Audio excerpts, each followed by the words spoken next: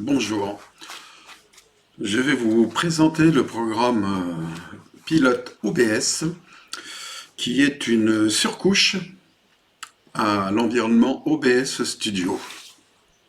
Alors OBS Studio est un outil de streaming.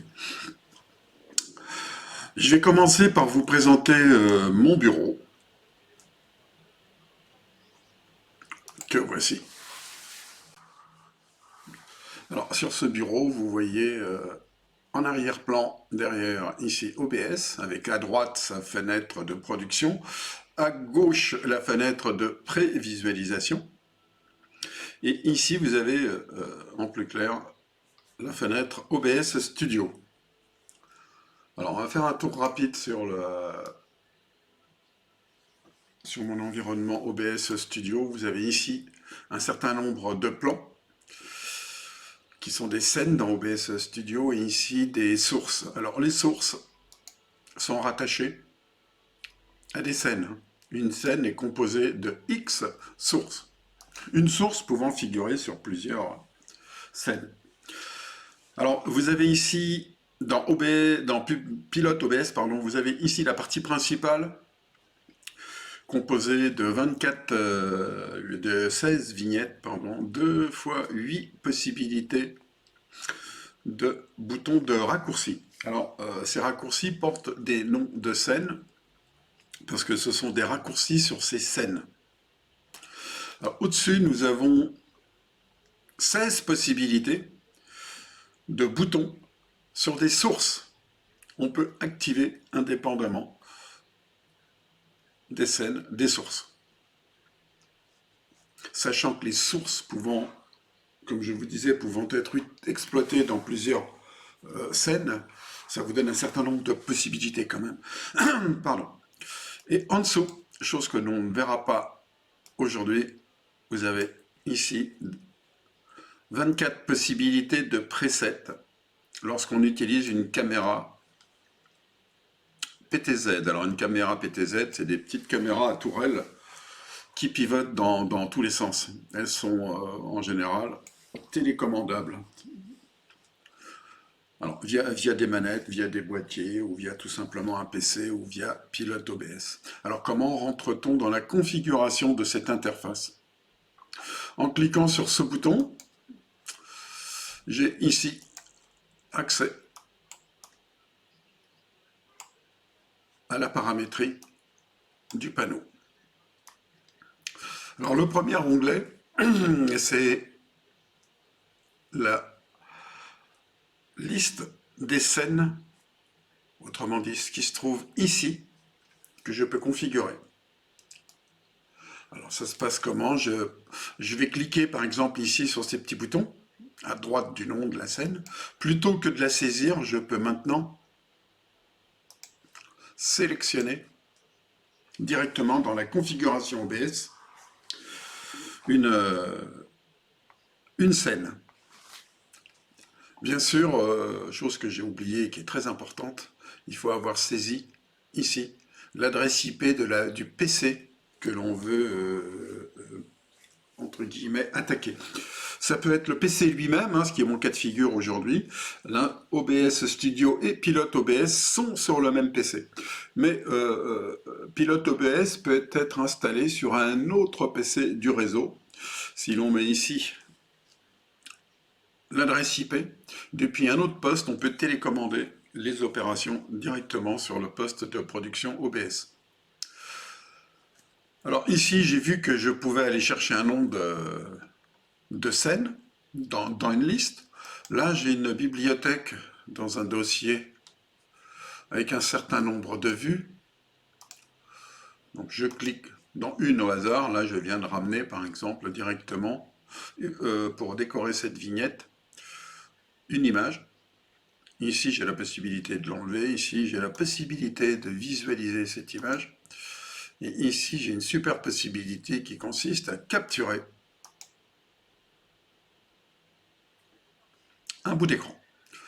Alors là, ce qu'a fait mon programme, c'est qu'il s'est mis automatiquement en icône et il est allé me faire un cliché de OBS Studio. Alors, je fais comment pour aller prendre une portion d'écran? Je prends mon curseur, et je sélectionne, tout comme dans Photoshop par exemple, un bout d'image que je trouve ici à droite. Je fais sélectionner l'image et automatiquement, cette image, un nom lui est donné et elle est ramenée ici. Alors pour la visualité, ça donne ceci. Voilà. Bon, cette ligne, j'en ai pas besoin, je vais l'enlever, ça va m'éviter de polluer ma configuration. Je vais prendre maintenant le deuxième onglet qui est un onglet qui permet, lui, de configurer ces fameuses sources. Alors si je fais le tour de ce que j'ai déjà, j'ai ici une vidéo. Là, pour aller chercher une vidéo, je suis allé dans ce petit bouton, pareil, j'ai sélectionné dans la liste de l'ensemble de mes sources, celle qui m'intéresse. Ici, je vais lui donner un nom. L'autre ne me plaisait pas. Alors ici, j'ai un bouton pour activer une temporisation, que j'active ou je désactive. En fait, pourquoi une temporisation? Ça me permet d'avoir une jauge qui se déroule sous mes yeux avec un timing. Et à l'issue du déroulé de cette vidéo, je peux très bien envoyer un signal sur le plateau pour leur dire c'est à vous, vous pouvez reprendre. Oui, de toute façon, ils le verront sur l'écran de retour, l'image, elle reviendra automatiquement sur eux. Je vous ferai une démo tout à l'heure. Donc, j'active une tempo pour que une scène soit à la fois activée et désactivée au bout de, par exemple, 12 secondes. J'ai ici Marine 2. J'ai une caméra. Il y a la caméra. Je suis allé chercher dans la liste une caméra qui est la même que celle-ci.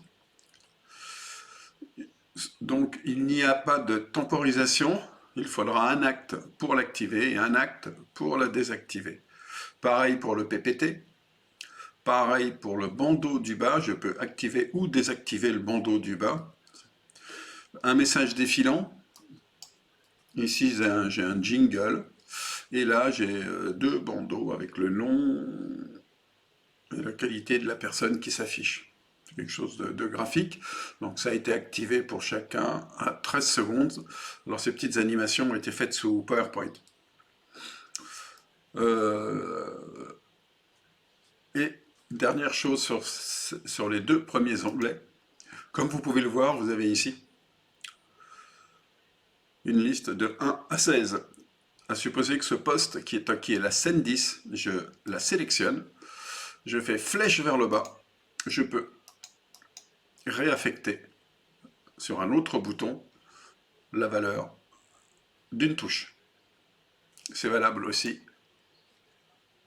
pour les boutons qui concernent les sources ou les scènes, ça marche avec les deux.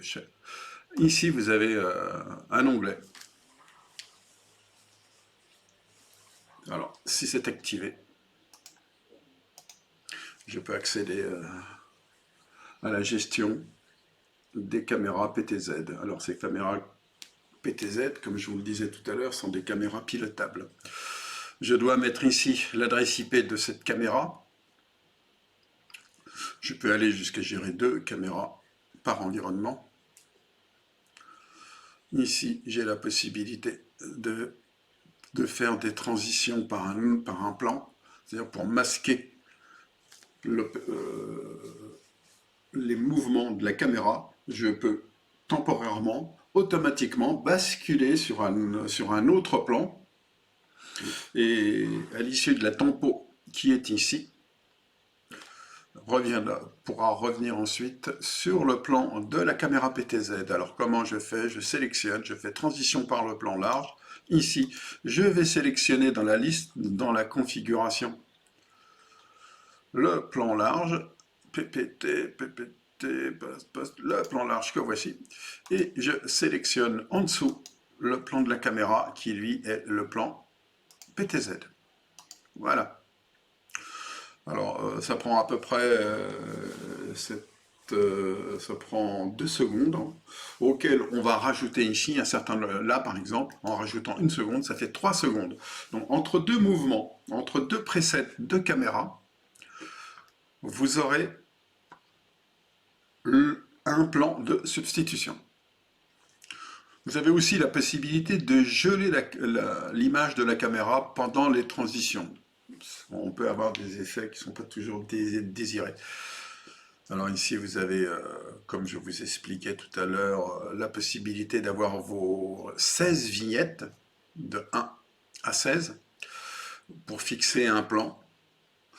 Vous regardez le retour de votre caméra qui est derrière, par exemple. Vous vous promenez droit, gauche, droite, haut, bas.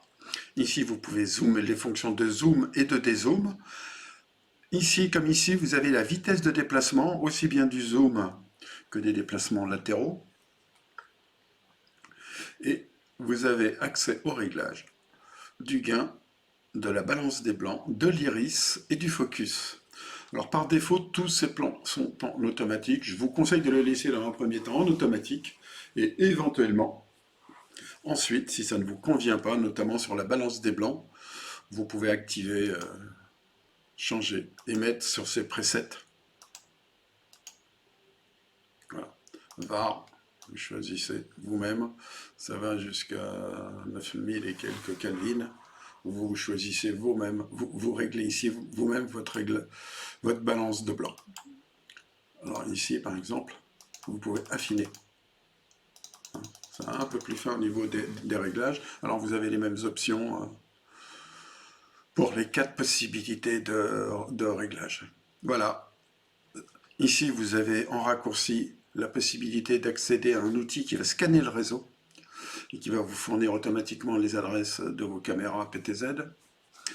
Voilà pour les fonctions, pour cet onglet qui concerne essentiellement les PTZ. Voilà.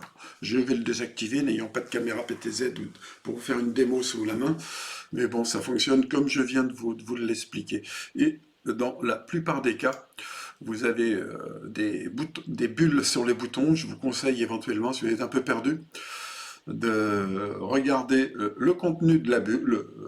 La bulle, ça vous donnera une explication sur la fonction du bouton qui a été mis à disposition. Donc je fais ici, vous pouvez enregistrer et mettre la fenêtre en icône. Ici, vous pouvez enregistrer et fermer cette fenêtre. Et là, vous annulez les opérations en cours que vous avez effectuées. Vous ne les validez pas.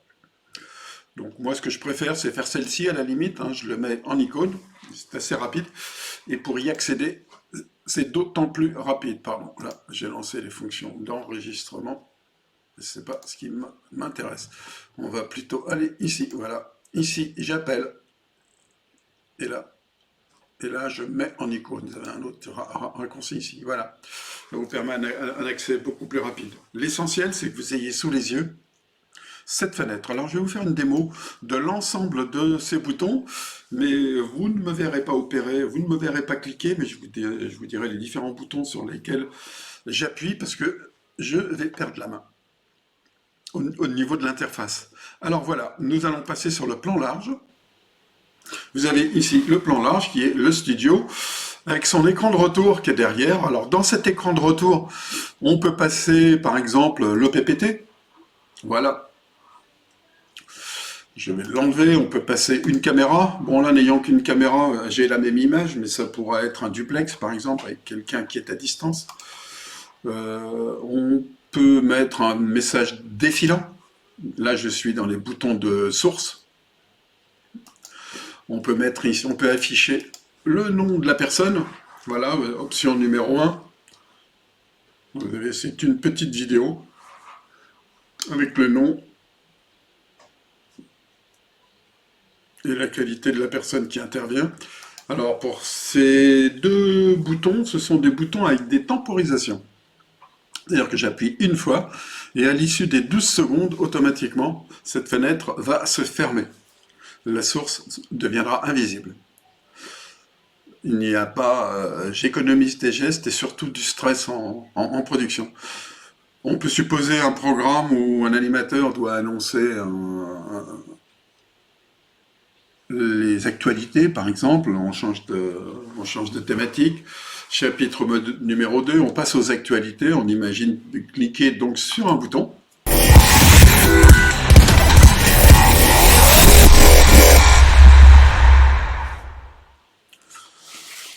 Donc voilà, j'ai appuyé sur un bouton. Ça a lancé automatiquement le jingle et c'est revenu automatiquement sur le plan aussi. Pourquoi? Parce qu'à la fin des 12 secondes, cette vidéo a disparu. Encore une fois, c'est automatique. Alors pour identifier un bouton avec une tempo, c'est des boutons qui ont un chapeau bleu. S'il n'y a pas de chapeau, ben, c'est qu'il s'agit d'un bouton où il faut une opération pour l'activer et une opération pour le désactiver. Maintenant, on va passer aux différents plans. Là, j'ai un plan, je dirais PTZ. Ça, je suis passé sur les actions, sur les scènes. J'ai aussi un plan un peu plus serré que j'ai appelé PTZ Zoom. C'est le même plan. Vous allez voir, je vais revenir en arrière, sur lequel j'ai effectué un petit zoom. J'ai le plan donc du PPT en plein cadre. J'ai le plan du PPT avec l'animateur à côté, dans sa bulle. J'ai un plan avec le poste de travail pour ceux qui ont besoin de faire une démonstration, tout comme moi par exemple. Et j'ai un plan avec le poste de travail avec son animateur. Et pour finir, j'ai aussi la possibilité d'avoir un plan avec